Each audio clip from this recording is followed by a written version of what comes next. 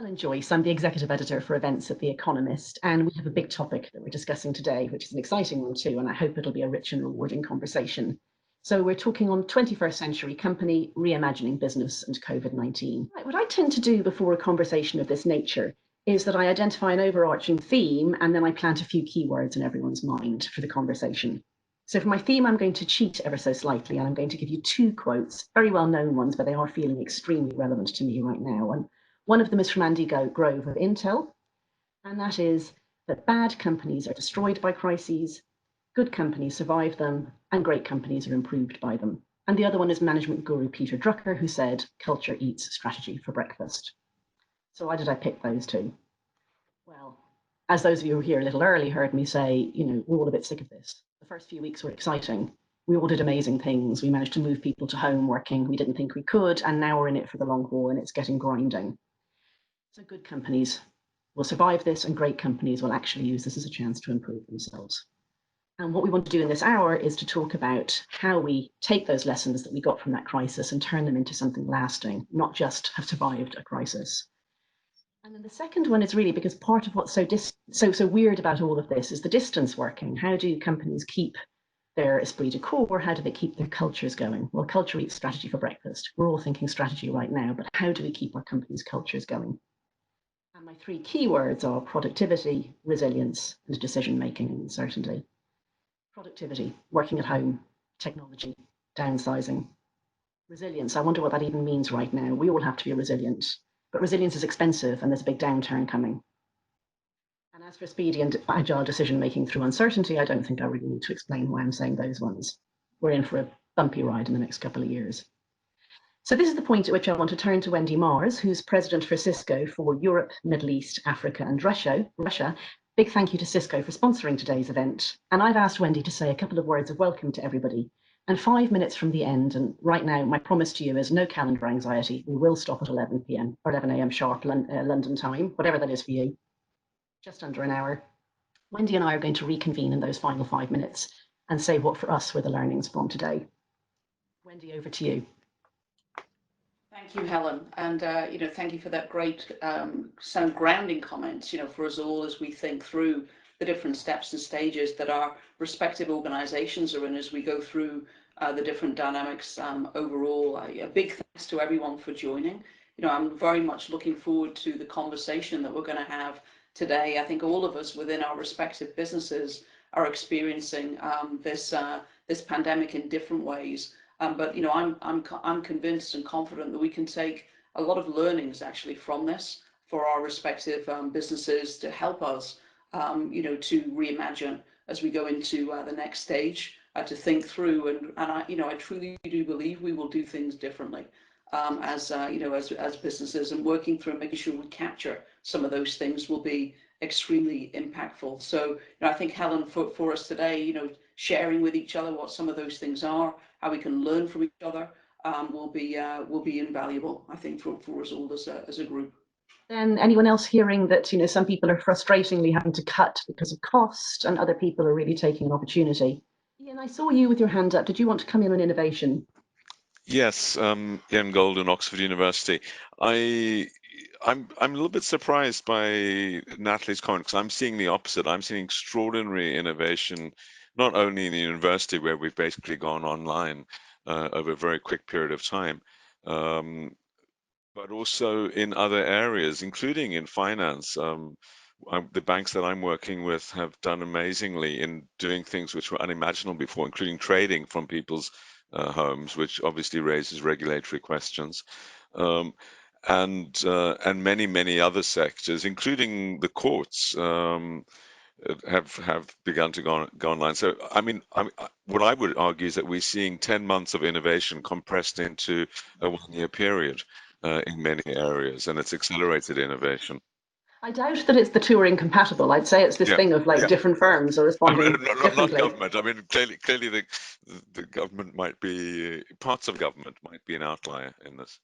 Thank you, Helen. So Chris Barnard, based in Amsterdam, analyst at technology research company IDC.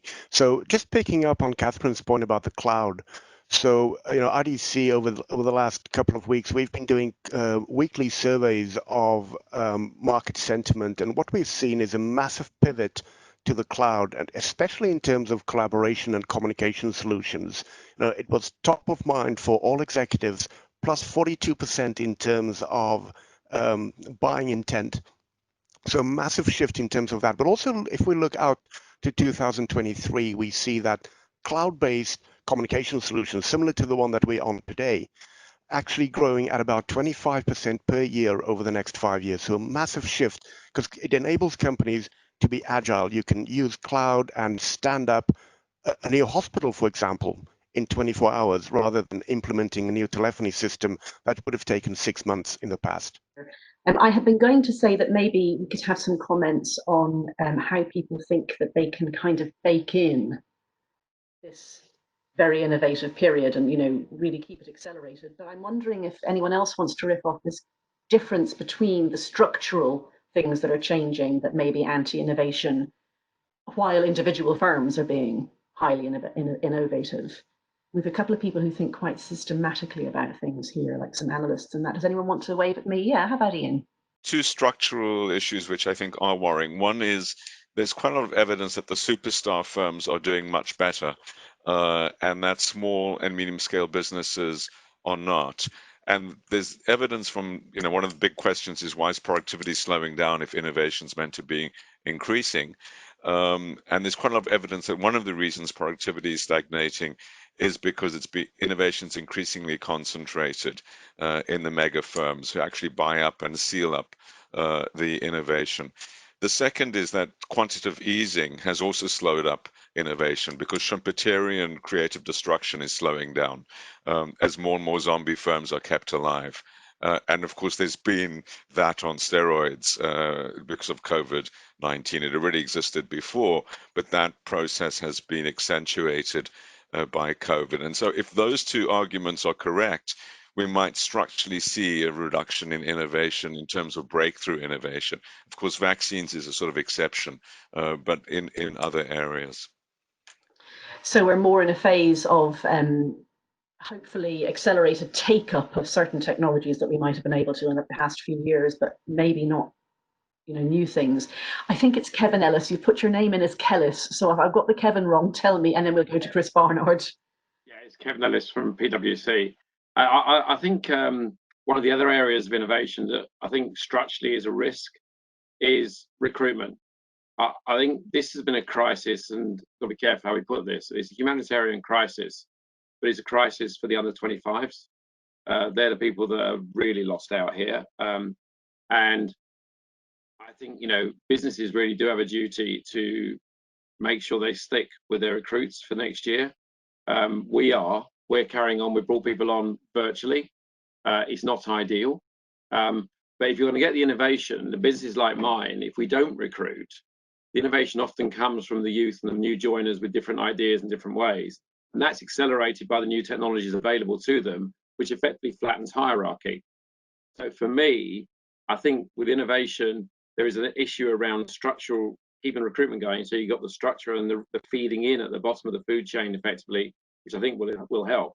The other factor I think structurally that could change positively, it goes to the productivity point that Ian made, is that I think we could actually have a gravitational pull away from London, because actually cities aren't going to be quite so attractive, and that's come through with the working from home, because the technology everyone's using now is making us more location agnostic. It's like you being in Ireland, it might be a pink room, but you've still been able to work from there. 5 years ago, that wasn't possible. So I do think that the productivity issue in the UK is partly a regional one, and that gravitational pull away from London, flattening that out, again, is a really positive structural change that I think business and government can play a key role in. But I'm really fearful about the lack of recruitment, limiting opportunities for people to innovate, who are the drivers of innovation for the future. Really well taken points. Chris, do you want to jump in? Yeah, just adding to Ian's point in terms of a couple of companies, driving innovation. So certainly in terms of digital transformation, what we've seen in our CIO surveys, for example, is that on the whole, executives tend to trust the big players. So 17% identified Microsoft, Cisco, IBM, but also the new hyperscalers, or not the new hyperscalers, but the hyperscalers like Google, Amazon, etc., Salesforce. So they tend to cluster around the well-known names, providing the outline of digital transformation. But at the same time, we do see a lot of new vendors, especially in terms of communications. Think of Zoom, which certainly grabbed the headlines over the last couple of weeks, coming in. So I think it'll be a mix of large tech companies working with established businesses in the UK and across Europe, but also feeding in or putting in some of the newer innovative companies. Okay, I'd like to start thinking for a little while about the return to work. Yeah, I've got Wendy come in on this. Yeah, thanks, Helen. And just to pick up on some of the comments earlier as well from Kevin around recruitment, and I fully align with the commentary there of making sure that we continue to bring in new talent, new capability to our respective organisations. But I also feel that there will be a fundamental shift in the the nature of work and the future of work as well. So it's very interesting because we've proven as organisations now that you can actually flip your company to remotely work. So if I look for us within Cisco, we have 75,000 people globally. We moved to remote working and got people up running and using the technology. And if you look now for us, we're thinking through, and actually I've said let's stop calling it return to work, because none of us have stopped working. Arguably we're working harder than before, with the level of we're all accessible in our home all the time, which has its own challenges, that you don't burn your people out. But on that return to the office and thinking through that.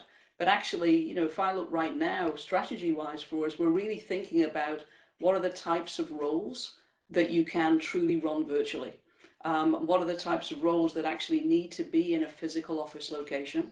Thinking through real estate strategy and all of those pieces as well. And on the regionalized comment of, do you need big city hubs? You don't. And how can you start to become more, more truly regional in nature and move away, from some of the classical sets of thinkings? But of course, all of that has a great dependency on the infrastructure from a country standpoint of broadband availability and connectivity as well. So, a real push that's required around that, of the dependency for all of us as organizations around that secure remote connectivity, but the capacity, as well from a connection standpoint. So just some thoughts on those pieces, Helen, as well. Well, first of all, I'm based in Madrid, in a company I work with belongs to the building materials sector. We've been drafting the policy to come back to work, and we belong in a corporate office with only 70 people, and the draft goes for stages to come back, and the first stage is for 30% of the people coming back, but in an ugly configuration, I would say, respecting 2 meters distance, working with masks, with some plexiglass, and signs on the floor indicating the 2 meters distance, with rules for everything. Kitchen will not work, coffee will not work. So when we actually saw and came with the final product, the immediate conclusion for us, top management, was that it would be very little attractive for people to come back to the office right now. So we're not in a hurry, and we're probably extending working from home for a little more, and really looking more into end of the year and not as early as June, July, August, I would say. More for Q4 probably. I mean, there's a mental health crisis maybe on its way, but I want to think longer term past that. But Kevin, you wanted to make a point. Yeah, well, funny enough, actually, you've gone for where I was going to, the point I was going to, which is mental health. We're going to go to about 15% back in all our major offices, hopefully from the 8th of June in the UK. Two reasons behind that. One, average age of our workforce is 31, and we've been doing regular broadcasts on mental health resilience throughout this. We have a number of mental health issues, the age group we've got. It's been interesting. We're getting an attendance of that of about 6,000 to 10,000 every time, which tells you the hunger, interest, and concern. And that's one of the reasons that we are reopening our offices, because there are people, just as Kieran just mentioned, who are desperate to get back in, and we need to help them with that. There's another factor as well, and I think I think I've seen it in the UK over the last few days. I think there's a psychological shift as well, that some people in some parts of the country aren't like us and can't work from home. And therefore, those that can, by going back into the office, are going to help the others that can't work effectively create jobs for them.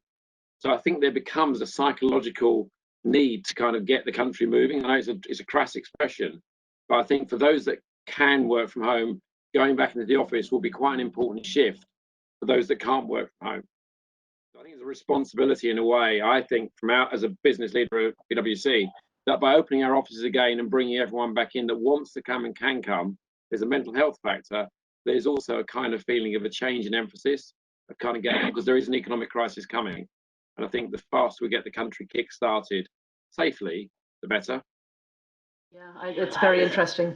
On the mental health issue, I mean, I'm hearing this more and more. Like, 4 weeks ago, we had a general council gathering and everyone was like super buzz, like excited at what they had succeeded in doing. Lawyers were working from home. They'd moved away from paperwork. They didn't need to sign things. Like, how that had happened in sort of 4 weeks was amazing to everybody. And then 3 weeks later, not the same group of people, but a similar group of people, and totally different energy level. You were like, yeah, okay, we've done that, and now we're going to have to keep doing this, and the uncertainty of it as well.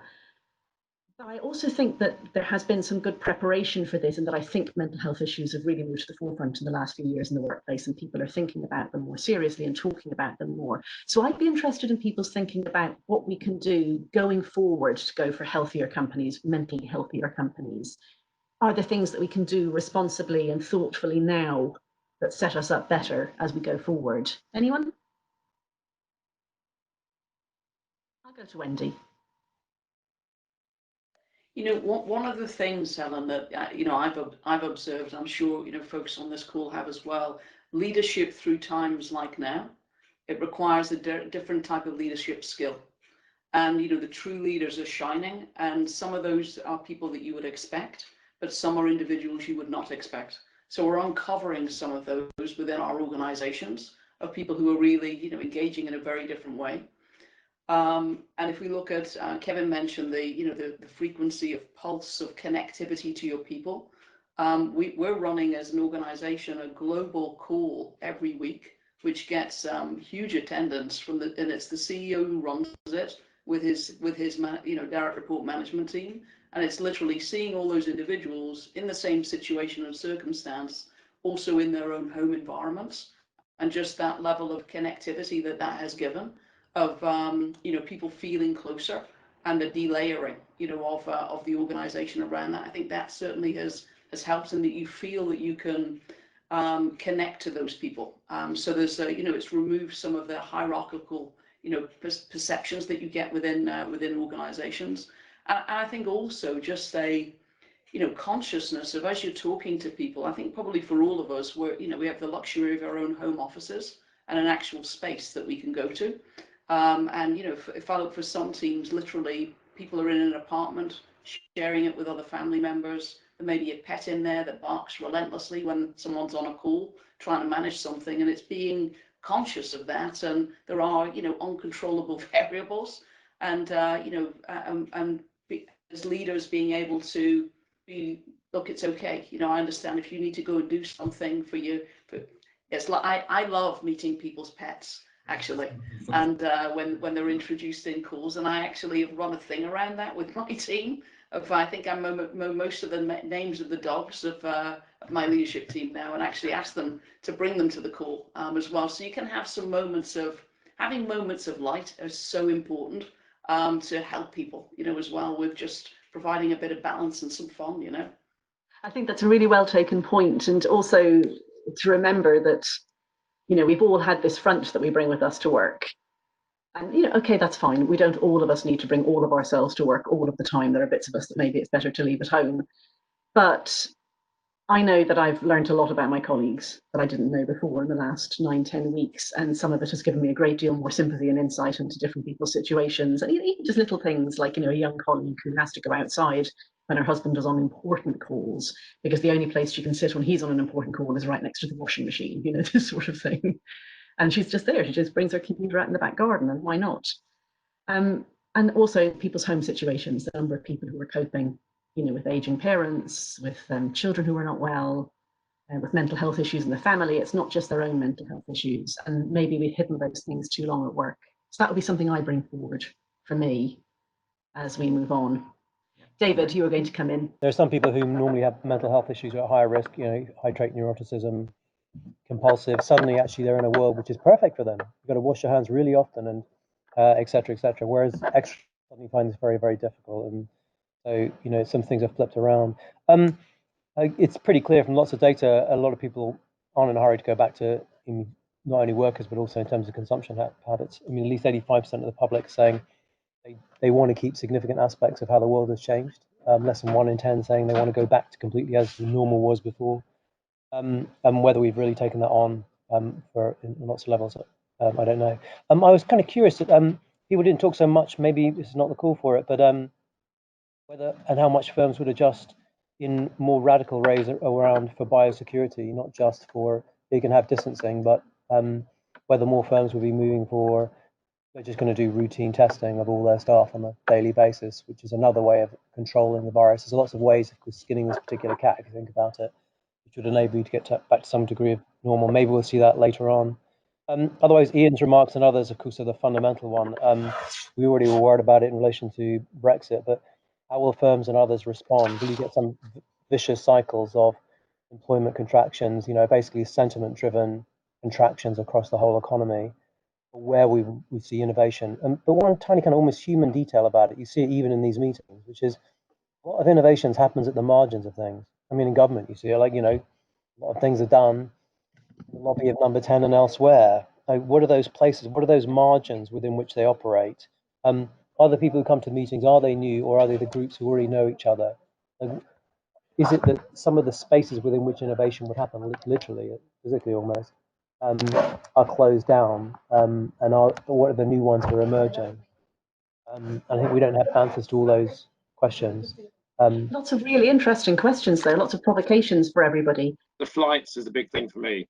I don't know, I reckon I probably haven't been in the air for about 60 hours since this began. Flights that I would have had to make. And the only reason we fly these meetings is because you don't want to be the only one on Hangout.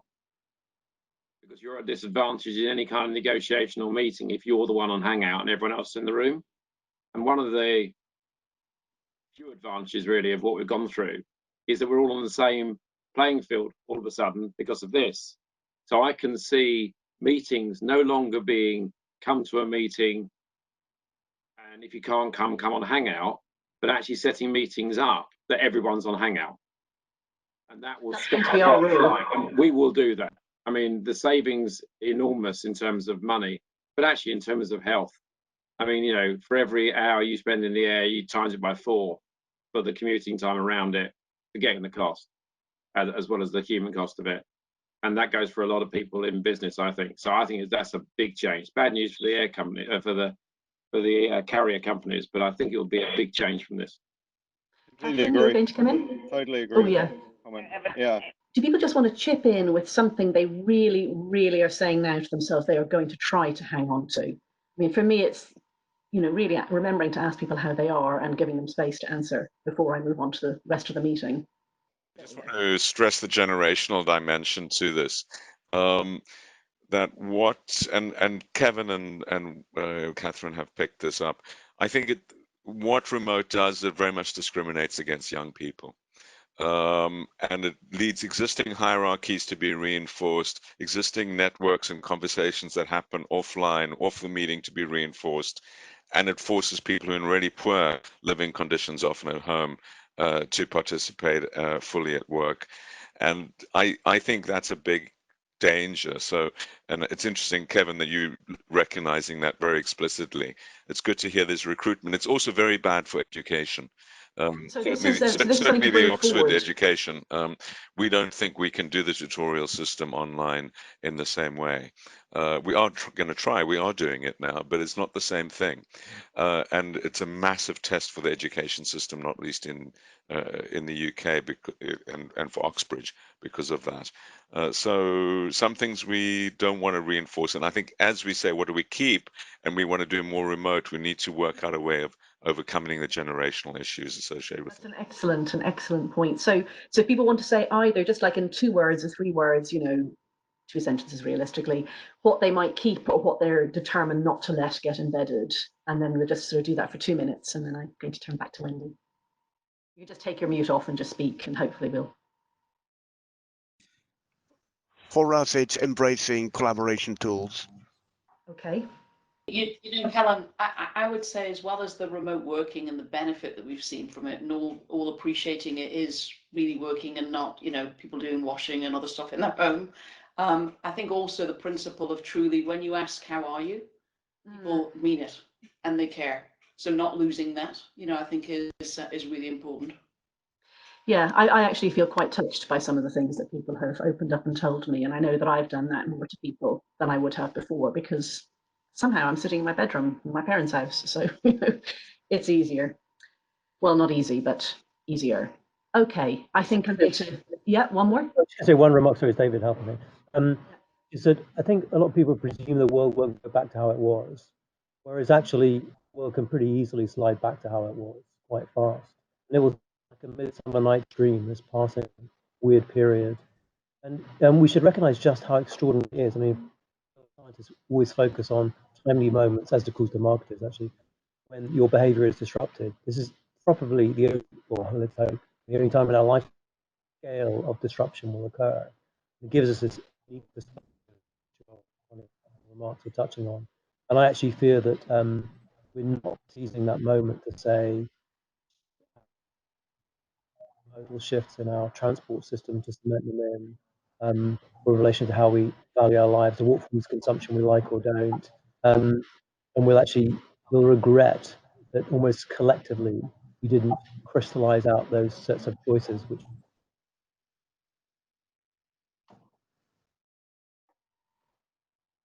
Okay, I'm going to turn to Wendy now, because I've asked her to just give to me her key takeaways before we wrap up today. Is that okay, Wendy? Yeah, absolutely, Helen.